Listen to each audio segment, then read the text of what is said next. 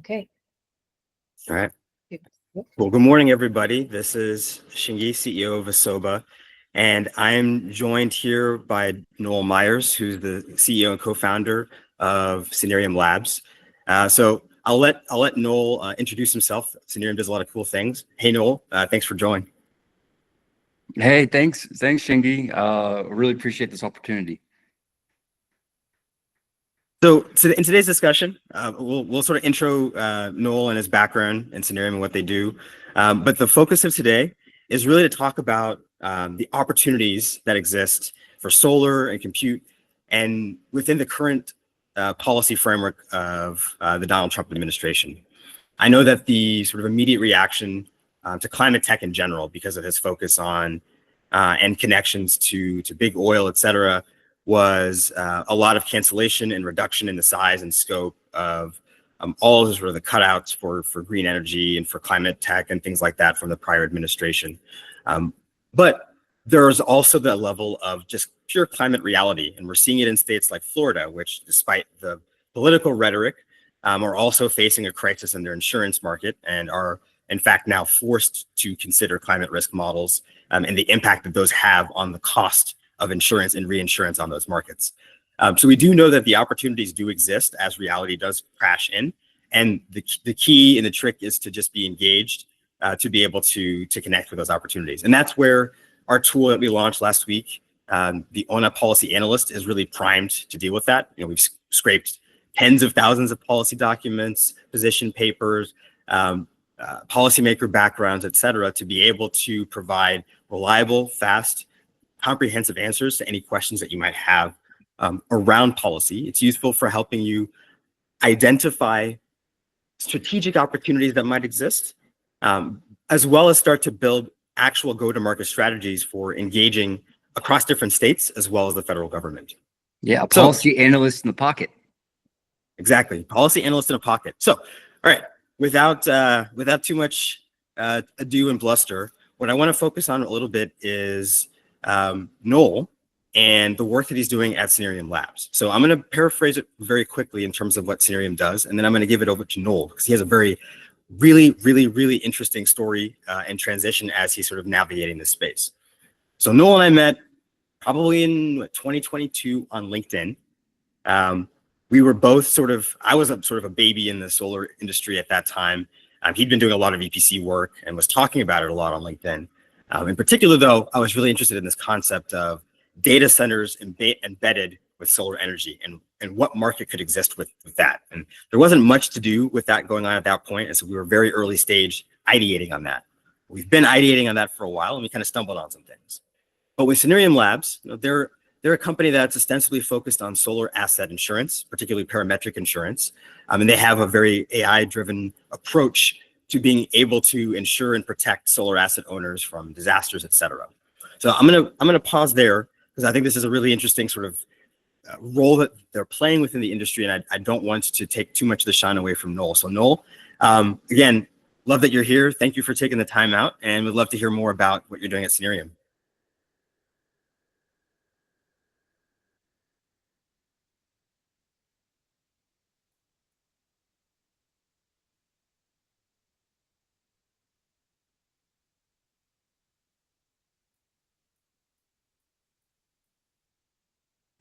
Gotta love some tech problems. Great. Well, I'll just kind of dive into my background and whatnot. Sorry for that. So, my name is Noel Myers. I'm co-founder and CEO of Sunereum Labs, where we're working to ensure the future of clean energy using digital insurance. So the way we do that is we build technology products that provide resilience for asset owners, and we do this through actionable data and through digital insurance. By way of background, I've about 10 years now of solar operations and repowering experience across some of the largest solar fleets on the planet. I'm convinced that insurance is the single biggest lever we have to pull on to catalyze the clean energy transition. My sort of academic backgrounds in economics and environmental studies, I've been a big advocate of AmeriCorps. I'm very service oriented. And Sunereum Labs, our vision is to provide peace of mind for the clean energy sector on Earth and beyond. I don't know if we'll get into it, but we're very excited about what we're seeing in the space economy, especially as it pertains to compute and solar there. But that's still a few years down the road. So it's sort of crawl, walk, run for us. So yeah, that's a bit about me. Oh, I'm from North Carolina, so I'm a Southern boy. So you spent a bit of time in Georgia. In fact, you were on site in Conyers just earlier this week. Do you want to tell us a little bit about that? Sure.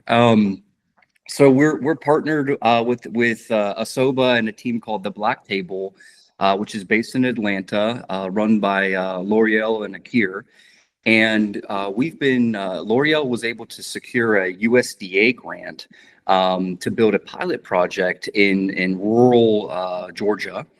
And the idea for this pilot it's phenomenal, right? It's install solar and install state-of-the-art weather and soil sensor data, really focused on agrivoltaics. So the intersection of photovoltaics, so solar power, and agriculture, how the two can work together, and then sort of see what the pilot can get us as far as data, as far as implementation best practices, project management best practices, and set the stage for scale. What I really like about solar, among other things, is it's kind of like Lego bricks, right? You can build a little 10, 20 kilowatt system like we're working to do in Conyers, but the same technology is used for a 10 or 20 kilowatt system up to a 200 megawatt behemoth system. You just get larger power conversion equipment to convert that power. So L'Oreal and I have been working together for about 2 years. We finally found a project that we can, sort of collaborate around. We went to site. We met with the landowner. Beautiful plot of land, very healthy soil. They're already growing a bunch of fruit trees. They have a little backyard garden. Already have solar installed on a home there as well. And so we really focused on site location because the property is so large. We wanted to think through where's the best place to put the array. We actually ended up moving the array closer to existing electrical infrastructure on site. And the plan is to, we secured some reused modules that actually just left a solar site that was hit by hail in Texas. So we're reusing modules that are good modules that just came out of a utility scale solar farm. We're going to install relatively cheap racking system. We're going to trench a power line to an existing sort of wall that has a bunch of inverters and batteries as is. We're going to install our own inverters and batteries. And then we're exploring installing what Shingai and I have been thinking about for a long time, which is a compute node. And I'll let Shingai talk a little bit about what he's thinking there, because that's what gets me juiced. Yeah. So the compute node, that's the part that really excited me. And maybe a little bit of background there is, so concurrently to L'Oreal and team at the Black Table exploring these opportunities with USDA. So I was, again, this is a relationship that Noel had that he kind of brought to the table. So I had no idea that they were doing this work concurrently with what we were doing. But we, as we've been talking about, we've developed this tool, the Ona Policy Analyst, that we've been using for ourselves. I mean, the original purpose of this tool was I wanted to kind of figure out if there was a way that I could just sort of database everything related to energy and just kind of like find opportunities and sort of not even find opportunities. It was originally more to help IPPs and energy traders in South Africa navigate the space. We started in the United States simply because there was such a rich availability of public documents and things like that. And we ended up realizing that there was an actual product there. And so we also built it out there and started exploring the United States and seeing sort of what the different opportunities were based on the business model. So we kind of fed it our business model and then just started iterating on questions with that. And the way that I built it is that and we'll do a demo towards the end, but the way that I built it is that it asks intelligent follow-up questions. So the model itself will determine what follow-up questions to ask based on intent and things like that.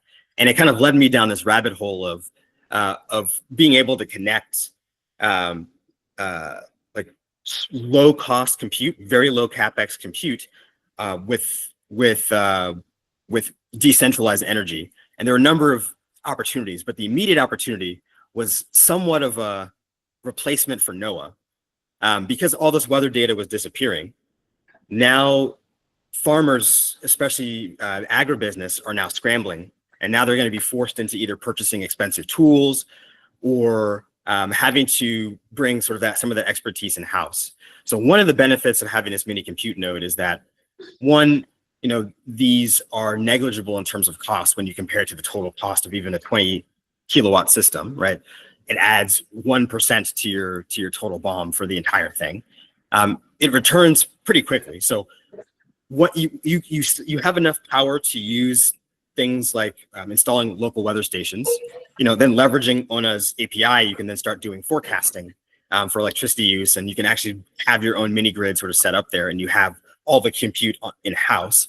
But then you can replace NOAA because you have your own localized weather and you have all that data that you're collecting, and you're not having to interact with or engage with some third-party vendor who's charging you software fees for using that data. You're actually just generating it yourself and paying for the infrastructure. Now, the beauty, though, is that there's going to be so much spare compute because even Raspberry Pis, which we're not using, but we're using sort of NVIDIA devices, but these tiny devices that are in 2025 the size of your hand, smaller than your phone, are as powerful as what was in data center racks in 2019. So you have these very, very, very powerful computers that are available for less than $1,000 that you can then just embed with these solar panels. And it really lines up with what the USDA is really trying to do, which is, if you know the backstory about the power situation in that Southeast, there are a lot of companies like Meta that are building data centers. And what that means particularly for rural power is that there's going to be a lot of competition from residential and ag use with these data centers for power. And so being able to then deploy very small scale commercial systems is actually beneficial for rural electrification because it makes it independent from this. It allows these data centers to come in and eat up all the energy, but then pay these communities money to be able to build there. Plus, these farmers have very inexpensive ways of not just powering all of their needs, but then now they can add compute at negligible cost and have a black box come in and do everything for them. So it's a win-win for the USDA. And the way that I say it is, it doesn't matter if you're MAGA or if you are far left wing, you can get people to agree on the same thing if you present it in a way that appeals to their direct economic interests. Yeah, and what I think cannot be overstated, right, is when we think about the big hyperscalers, which is where we get our compute right now, they're building at a scale that is unprecedented. 100 megawatt sites, 200 megawatt sites that consume power 24/7, 365. This is why you're seeing more nuclear power stations coming back online. This is why you're seeing mega thermal units that are being resuscitated because those are resources that can provide that quantity of power, 24/7, 365. What's special about solar, though, is it's the cheapest form of new energy to bring online. Now, it'll only produce power 6 to 8 hours a day, but if you compare that cheap power with local compute, you then have lowest cost of compute. All the infrastructure you need really from there is just a fiber connection so you can connect online, and next thing you know, you're computing data locally, which reduce costs, reduce latency, and gives you access to fully trained models that are built specific for a certain geography. And so, what we're doing with the Black Table and Asoba out in Conyers is just like Shingai said, we're installing a local weather station. So we're going to have irradiance, we're going to have wind speeds, we're going to have water, rainfall, and we're also installing soil sensors. And so the combination of these two things will allow us to gauge over time, basically to quantify regenerative agriculture, right? Soil health, soil quality. We're going to be planting native prairie grasses and pollinators. We'll be able to compare what does the grass that's already installed out there, that's already planted out there, how does that soil quality and nutrition compare to planting deeper rooted vegetation? We're going to be installing a greenhouse or two and planting native Georgia species, so blueberries, plum trees, and peach trees. And again, be able to really fine tune, what are the best inputs for optimal outputs, both from a soil quality perspective and then from an agriculture production perspective. And, this can scale immensely. Again, I mentioned I'm from the Southeast, I'm from the South. The majority of our solar is built on farmlands, as opposed to, in the Northeast, where a lot of it's on, installed on rooftops because there's not a lot of farmland. And the ability for farmers to get high quality data around their farming operation could potentially lead to, and then, implementing and having a framework and an approach for regenerative agriculture could eventually, in over the next few years, lead to a real revolution around leveraging data for regenerative agriculture best practices, which will lead to better and higher quality yields for farmers. So it's really exciting stuff. So from a insurance perspective, you kind of have a bird's eye view on markets and some of the concept that you've just talked about in terms of the scale. What are some of the trends that are driving what Sunereum is doing from the insurance perspective? Yeah, that's a great question. So insurance is a very opaque industry. And what's interesting about insurance, thank you, sir. I got some coffee. What makes insurance interesting, right, is everyone needs it. And insurance is a precursor to development of new assets. So, and Shingai and I have talked a lot about this, if you want to develop a solar site of whatever size, if you need to go get a loan to build, and because these projects are not cheap, you have to go to the bank usually, get financing to build it. Insurance is a precursor to that. And right now in insurance, for the solar industry in particular, we've seen a rapid uptick in premium pricing. So I read a report that solar premiums over the past 5-6 years have gone up to 400% increase. And that's a function of both mega losses, mostly in Texas and the Midwest with hail, and then of course the markets in Florida and California. And then the fact that reinsurance, which is insurance for insurers, has gone up 50% year over year, again, within this same market. And typically when you price insurance, it's top down, right? So you're sort of pulling together a model that looks across a variety of geographies. You have loss costs or claims data that says basically forecasting based on this portfolio. We're taking a certain quantity of premium. How much claims are we expecting to get paid back out? This calculates something called a loss ratio. And what we're finding is that loss ratios have been jumping within the world of insurance, which means that insurers are paying out more in claims. And as a result of this, that's what's driving up their premiums. What we're doing at Sunereum is we are building bottom-up approach to pricing. So we actually directly connect to solar inverters. These are units that are taking direct current that is being produced from the solar panels, inverting it into alternating current and exporting it to the grid. These devices are already IoT enabled, so we have some partnerships with a very simple API integration. We're able to get near real-time data from these assets. And then from there, really looking at what's the unique combination of technology you have installed on site, and then what are the operational practices that you're implementing on site, right? It's similar to being able to get your mechanic reports, right, for your car insurance or something like that. And that's really what we're doing. We're hoping to be able to build precise data-driven risk scores that are then tied to insurance premiums if you meet our underwriting guidelines. I think that's another thing that's sort of a misnomer in insurance is, you think, okay, we have this new insurance product, we can sell it everywhere. That's not the case. you have to be very disciplined with underwriting because you're regulated, right?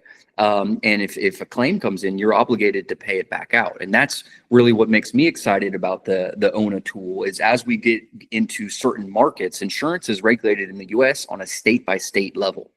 So getting a new insurance product launched in New York is very different than launching it in North Carolina or Minnesota or Oregon. And so, our team is really excited to be using Ona from both from a sort of market assessment standpoint, where we're looking at, okay, what states have favorable solar policy, whether it be state mandated or through other incentives that are offered in that community, and then how does that compare to the insurance regulation in those states?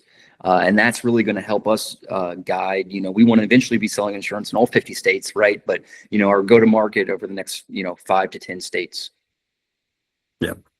So, what kind of market are you targeting right now in terms of customers, and sort of how are their sort of characteristics different from the markets that are currently sort of adequately served by insurance?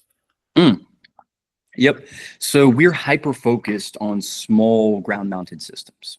That's why I'm so excited to be working with the Black Table, because we get to build one. I've built these assets before. I've operated and maintained them, but you're looking at maybe 100 kilowatts at the small size. So that's about $100,000 in total insured value. So the value of that asset up to around 20 megawatts, which is around $20 million in total insured value, not including business interruption cover. Our sweet spot is 1 to 5 megawatts. Now, we're targeting these sites for a number of reasons. One, from an insurance standpoint, by creating a distributed portfolio of smaller assets, we're actually reducing our risk. So all things being the same, if we were to install 100 megawatts of solar across 20 sites or 40 sites, that's better for us from a loss mitigation standpoint than it is to insure one 100 megawatt behemoth. And that's just from a sort of loss concentration perspective or risk concentration perspective. Now, from my operational experience, working with some of the largest independent power producers out there, these smaller sites are paying more in both OpEx and insurance on a per kilowatt basis. And so, if you think about if you have a portfolio of solar assets and you're an operator, it costs about $7,000 to $10,000 to roll a truck to a site to replace an inverter fuse or to investigate a ground fault. So asset owners, that's compared to a large site where you have full-time folks that are staffed there, right? That are just able to go, hop out to the site, investigate, and restore things. So we're feeling cost pressure from asset owners there. And so we want to, again, be able to offer a cheaper insurance policy that is focused on the unique risks to that asset. And then, over time, we want to be able to offer risk alerts, again, going back to how important it is to have weather data. If there's a storm coming in, sending an alert to an asset owner for them to be prepared. For us as an insurer, we can be prepared for a potential claim and proactively work to prepare to support repowering if something does go wrong. So for us, we're really targeting that smaller, in the Southeast, it's called qualifying facility or QF site size. Mm-hmm. But you're not just looking at the United States, right? This is a global focus that you have. Yeah. So we're very fortunate to have very strong partnerships in South Africa and in India. We're working with actually with you and the Asoba team. We're working with an asset owner in Nigeria. We have some folks in Australia that have been interested in what we're doing. Solar is solar anywhere around the world, So and what I mean by that is you have a unique combination of solar modules, of inverter equipment, transformer equipment, racking equipment. And then really you're just, where are you on the planet? How is that tilt to maximize solar exposure and radiance?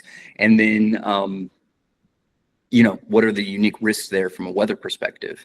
It'll take a while to get into the international markets, but we're already seeing interest from asset owners globally around, hey, when will we be able to have, smarter insurance or cheaper insurance here in the coming years. And what's been interesting is construction teams we're working with want to be able to offer an insurance upsell in their contracts. So, as you're well aware, insurance is extremely highly regulated. Mhm. So, in addition to identifying the market opportunity, which you clearly have and you've seen the sweet spot, there's also the process of actually getting to that market. And so that's a lot of what I know behind the scenes you and the Sunereum team have been working on. So can you tell us a little bit, as much as you can disclose, sort of behind the curtain around, like, what is that process of, once you've identified a market, let's say, a particular set of states, what kinds of signals, policy signals do you leverage? I know, for example, you guys have received funding from various state agencies as a way of kind of helping open up resources and things like that, public resources. What do you have, like, a comprehensive approach that you take to being able to move into those areas very decisively for commercial success? Sure. So I'll sort of bifurcate my response. The first is sort of highlighting the insurance process. So we operate as what's called a managing general agent, which is a specialty underwriter. So we don't have millions, hundreds of millions of dollars of risk capital to put to use yet. And so right now, what we've been hyper focused on is building out our actuarial models. Actuarial science is sort of the science of risk and pricing risk. That will allow you to put in a number of inputs to get a unique premium price for an individual asset. From there, it's building out underwriting guidelines, which are basically, these are risks we're comfortable with, these are risks we're uncomfortable with, and then here's this gray area where we'll need a little bit more data, we'll need a little more interaction with the asset owner to see if it's a good fit for our program. And then finally, there are policy forms. Right? These policy forms are typically state specific. You have admitted markets, which are much more highly regulated, and then you have non-admitted markets, which are less regulated, but oftentimes have restrictions tied to them. And so we are currently working on getting an admitted product launched in New York. New York is notorious for having some of the most stringent regulatory processes and sort of barriers there. But we think that, if we basically try to launch the most difficult product in the most difficult market, getting further products in other markets launched will be more straightforward, right? We'll have more credibility there. And then on the other hand, as we think about what markets are we going to be going into outside of New York, it is looking at what's the current installed solar capacity there, because we really want to target initially existing operating assets. It's starting to look at, okay, who are the folks at the various departments of insurance in these locations? What's the process to submit your forms, to sort of submit the full package? Who are stakeholders in those states that can support? So, for example, in Georgia, with our partnership with the Black Table already has licensed insurance brokers on staff. And so they're a perfect strategic partner that's not only deploying solar, they have EPC capabilities in-house, they also have an insurance brokerage license. So they're a perfect partner to help us launch within Georgia. And so when I think about market opportunity, it's a fewfold, right? It's one, how much solar is currently installed. The second is what's that state's sort of view on renewable energy? Will there be more solar power? What's the pipeline of development look like? And then finally, it is really what are the risks there, right? So we're not going to be in California, Texas, or Florida initially because there's a number of natural catastrophe risks that sort of scare off insurers for good reason. And so we're really trying to target, our sweet spot is our states that have a pretty solid base load of solar power already installed, have forward-looking administrations that want to continue to develop and deploy solar, and then finally have lower natural catastrophe risk exposure. Yeah. So have you experienced a time when sort of the inability to access this information has kind of created sort of a missed funding opportunity or compliance issues or sort of uncovered problems in the market approach? Yeah. So And how easy is it to sort of track the shifts right now oh, that do have that impact? it's near impossible to track the shifts, unless you have a policy analyst that's paying attention to what's going on at a state by state level. For us right now, we've been hyper focused on building up the program, right, and securing risk capacity from key carrier partners, and within that sort of paradigm, it is being able to approach the insurers and say, guys, this is our plan. Here's how the data backs up that plan, right? Here's how policy is going to impact us down the road. And here's why these are good states to launch in initially, because there aren't policy risk. Insurance is a risk transfer, risk mitigation game. And so as we think about policy, we want to be going to states that have the lowest policy risk initially. And that's a policy risk both from a renewable energy deployment perspective and policy risk from an insurance regulation perspective. Mm-hmm. So, I know the answer to this question. I'm going to ask it anyway. Are you an optimist, or are you pessimistic about the future of solar in particular in the United States right now? Oh, definitely. Huge optimist, because at the end of the day, solar is the fastest to deploy. It's the cheapest form of energy to deploy. And there are already huge pipelines with executed power purchase agreements and executed interconnect agreements with power utilities. So the show might slow a bit here in a couple years, but those pipelines are already established, and that equipment's already procured sitting in warehouses, at least through the end of 2026, early 2027. So what does that mean in particular, just for folks that aren't super familiar with sort of how solar value chains or supply chains kind of work? Sure. So the solar development process can take 3, 4, 5 years, right? Because you have to identify a suitable parcel of land. You have to secure those land rights. You then have to get the proper permitting, which oftentimes is not easy. And that's where I see a lot of policy risk emerging, is around what certain states are allowing land permits to secure. And then from there, you have to go get a power purchase agreement, which is you have an off-taker that says, yep, I'll buy that power. And then you have to get an interconnect agreement, which can be very challenging, where a utility that operates some power infrastructure there says, yes, you can plug in and you can export power to the grid. And then once all that comes together, you have a bankable project, right? So then you need to secure insurance, you have to go get financing, and then you can buy the equipment ahead of time. So there's something called safe harboring of projects. So if you're able to secure equipment, have it land within the US, because most of our equipment is secured offshore, is built offshore, then the project is pretty much a go, and you can lock in both the pricing as well as the tax incentives. I think that from a risk perspective, for developers and financiers, it's really around the incentives. But this is where coming up with new innovative ideas like installing compute on solar sites as a new way to monetize that power becomes very interesting. Yeah. Mm-hmm.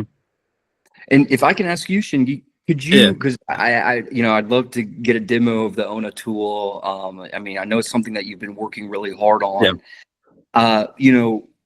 We hear AI every day, these days. It's hard to get onto social media and really trust, was this post created by AI? Was, is that person even a real person? I'm glad that I know you, because if I didn't know you, I would have some second doubts if you're even AI right now. Right. And I'd love to learn, what does it mean to train a chatbot? And then what made you pick policy as the first chatbot to train? Yeah. So In our case, what we did was compile, I think for the United States, it was something like 43,000 or so documents. So we've scanned, sources like the congressional, I'm forgetting the name of it. There's a congressional library essentially that has every single piece of Wow. policy that's been passed in Congress, Senate, or the House. There's the Congressional Research Service, which is basically a congressional service that policymakers use to gather the information that they use in their committee discussions. So we have all of those reports. We have internal reports from every department that you can imagine, and from the EPA to NERC to FERC, as recent as possible to as far back as we can go. You say the same thing at the state level. So for all 50 states plus a number of different overseas territories, we also have things like land permitting rules. So there are state level, there are county level, and oftentimes there are even municipal level. Wow. Think about California and how like messy it is there, for example. So Wow. we've scraped documents from all across that ecosystem. Not just that, also like just policy papers from like the International Energy Agency, among other things.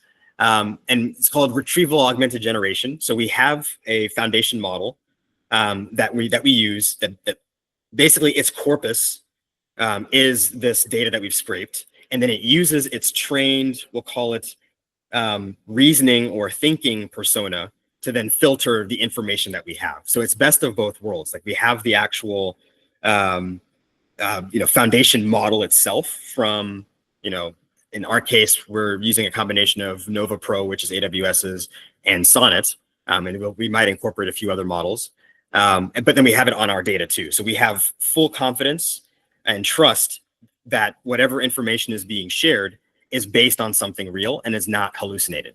And I think that's the actual most important part, is the model hallucination. So I know that there are probably a lot of folks who would consider themselves refugees at this point of ChatGPT.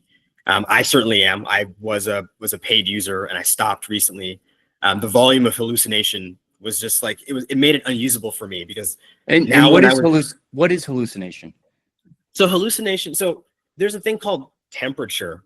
It's sort of a model setting that determines how expansive and creative the model will be with a response. So if you have a really low temperature, it's going to be very sparse and just like basically deterministic and just rote repetition of memory.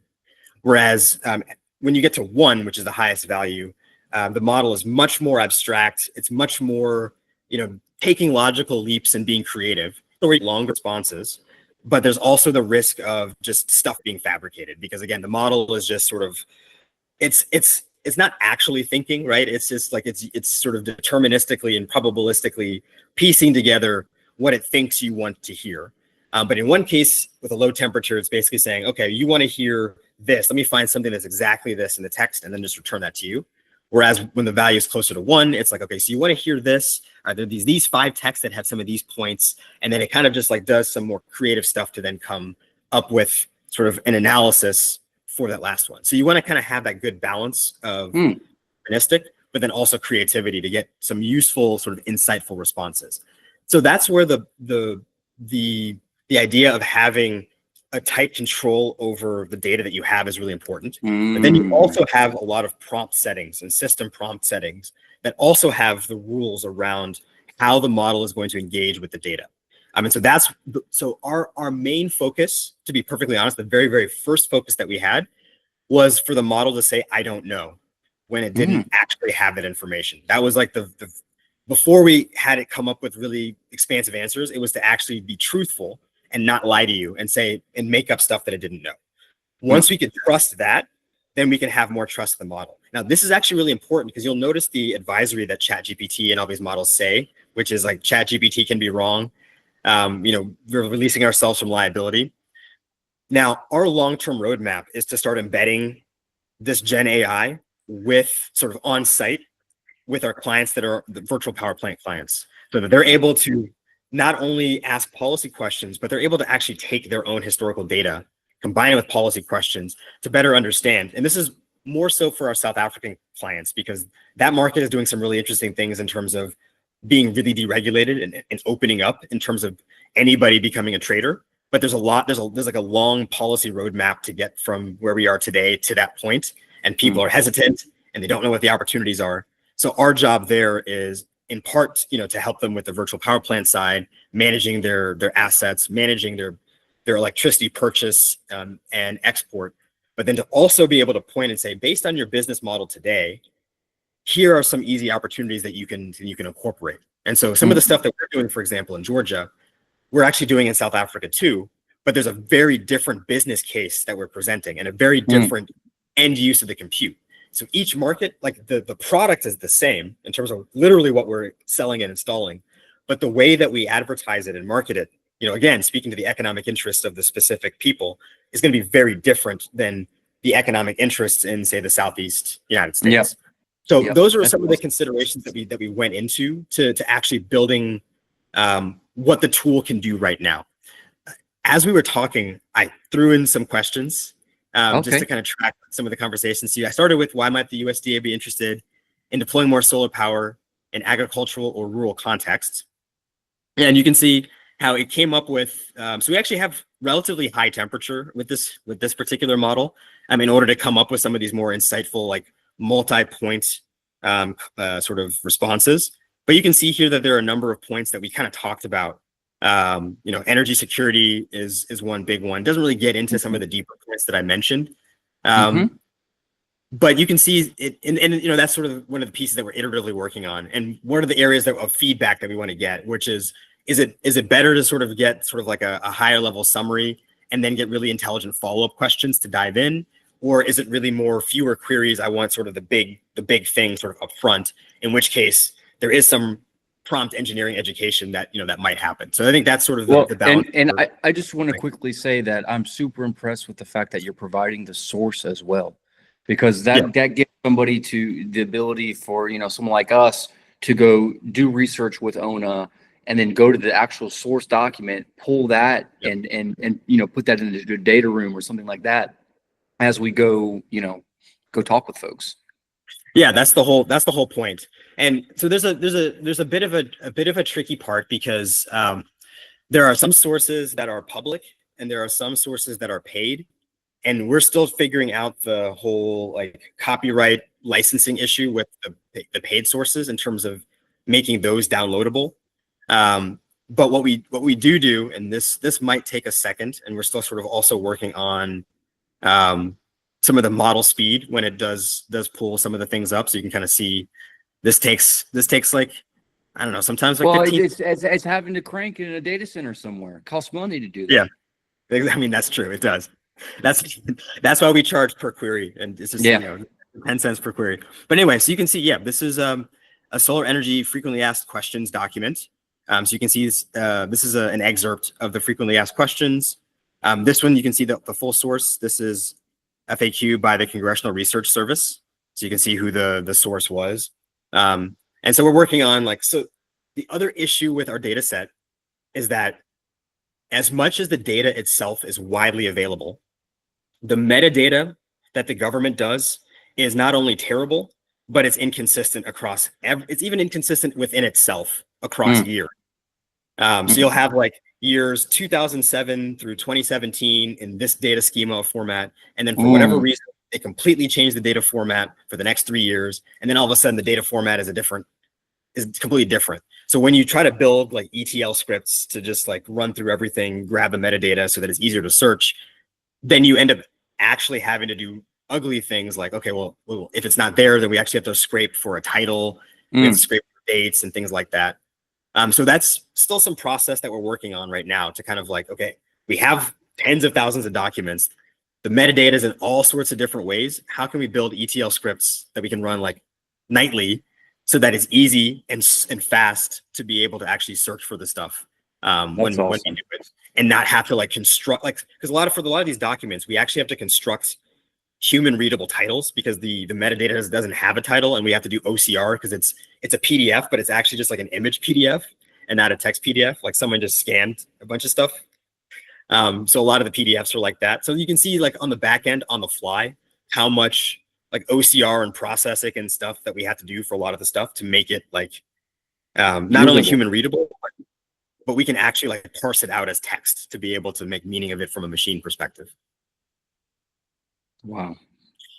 Yeah, but we also have, like I said, so I asked the follow-up question, what difference does it make for the Southwest region that most solar is on farmlands as opposed to rooftops? And that was in response to your earlier point around how so much in like Georgia, North Carolina, South Carolina was built on farmland and not on rooftops.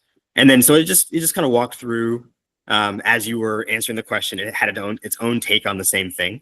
So I had some other interesting thoughts around how it's more expensive compared to other regions, partly due to lower solar radiance and higher cloud cover. So there's a lot of upfront investment on farmlands, which is interesting. Then it leads to conflicts. So it actually it's interesting. So it talks about challenges and benefits in this particular one, and then it goes into rooftop solar. So I guess the formatting on this is a little off because it doesn't. I'm seeing it doesn't return on the subject heading, which you got to fix. But you can kind of see the little bit of conversation it has on sort of challenges and benefits and overall conclusion, and then some additional follow-up questions that one could ask. So you might click on how do local regulations and oh, actually this one's probably better. What technological advancements? So then it just pops in that question, and then the analyst sort of thinks about this for a second. Like I said, sometimes it takes like up to 15 seconds, which is about like a small like Claude research or ChatGPT research, kind of what we're thinking. But yeah, this is awesome, man. So it's launched, and you guys like, how can I get access to this tool? Is it as easy as sort of giving you my credit card and starting the query? Yeah, pretty much. So yeah, you go to app.asoba.co, and it's kind of similar to ChatGPT, where you can just immediately log in, and to use the chatbot, you pick the subscription. It's 10 cents a query. So we don't necessarily have like a free trial. I mean, it's 10 cents a query, So you do a couple queries. If it doesn't work for you, like there's no commitment. It's just basically, it's like if you've ever used Replicate, which is a model platform where you can look at a bunch of different image models and text models and what have you. And each different model, it has just a cost per inference. So this is the same kind of thing where it's just like, you just jump on, there's no upfront commitment. You run as many queries as you want. You get billed at the end of the month, but you just run it at 10 cents a query per charge. And it's easy to log in. And there are guardrails, so you can't ask it questions about like personal finance. It's guardrailed around like energy questions, but it has like a very wide range. And in addition to like the I'll try to highlight a different one. Like in addition to the sources, there are also metrics. So there's certain keywords that pop up availability of metrics that you can also then start incorporating into the chat. So you can say like, and this part is sort of that we're still working on, but we want to start doing is sort of integrating things like FRED, sort of the Federal Reserve economic data, commodities data, like that. So we can start then also looking at like, what are the real-time and trend impacts on some of this policy stuff, some of this fiscal policy, some of this monetary policy. So you can start looking at this not just from like a pure product development, project risk perspective, but also from like a capital markets perspective. So if you're an energy trader, for example, or you are a government entity, then you can also look at this from the standpoint of, okay, well, how do these capital markets impact what policies should be put into place, and not just sort of more reactive from a business perspective, if that makes sense. That's awesome. Now, I hope this question is okay, because I know we wanted to focus on Ona, but we talked a lot about Sunereum Labs and what we're doing and sort of our vision. Can you talk a little bit about Asoba and y'all's VPP software, man? Yeah, very simply, we're making it incredibly easy for grid operators and IPPs to integrate renewables for trading, for power reserves, and for whatever else that you need to do with distributed energy. So we're trying to turn that entire process into a black box so that you become, hey, I want to be a portfolio owner, or I'm a property owner and I want to build solar. What is the one place that I can go to, not only to deploy infrastructure, but to also understand like how to deploy infrastructure, how to build that modeling, and then at the end when it's all deployed, how do I execute? So you can do all of that with us for all of your distributed energy needs. And Wow. we're headquartered in Cape Town, South Africa, which I think is sort of the heart of sort of this new model of like, everybody can be a trader. What does a completely deregulated, decentralized energy market look like? We'll start to see opportunities for layering in Web3, with tokenizing hydrocarbons, and sort of forcing the hand of all these climate activists who are all of a sudden pretending that they are no longer climate activists to say, put your money where your mouth is. If you want to no longer use coal or gas or what have you, and you want to tell these poor countries to not do that, well then buy these tokenized assets and give them money to actually deploy solar at scale or deploy renewables at scale. So those are the kinds of things that we can facilitate, all just with the infrastructure that we're building. And again, the project that we're working with you guys on, with L'Oreal and Akir and Larry and everybody. So that's sort of like proof of concept, like, hey, this is not just like an Africa thing. This is something that can be deployed like literally anywhere in the world, We're starting with Africa because, Africa skipped the desktop, and we're doing the same thing where we kind of skipped the whole, like, everybody put, rooftop solar, on your house. They've also skipped the whole, let's build these, massive data centers. Now everything is distributed. You don't need massive data centers for ubiquitous compute.